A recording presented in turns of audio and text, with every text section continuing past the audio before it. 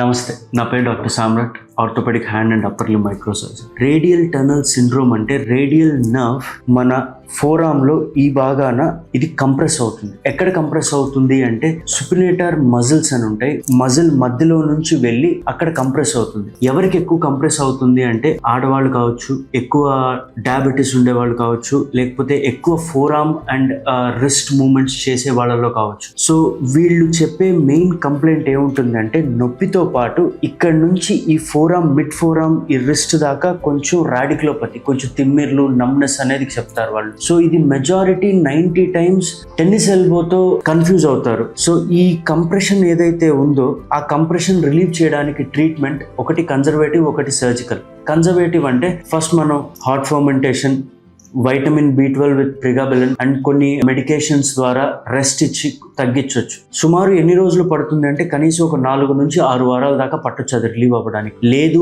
అయినా కానీ తగ్గట్లేదు అంటే ఆ రేడియల్ నర్వ్ అనేది ఓపెన్ చేసుకుని న్యూరోలైసిస్ అంటాం, రేడియల్ నర్వ్ అంతా రిలీజ్ చేసుకుంటే ఇమీడియట్ నెక్స్ట్ రోజే వాళ్ళకి పెయిన్ అనేది రిలీఫ్ ఉంటుంది.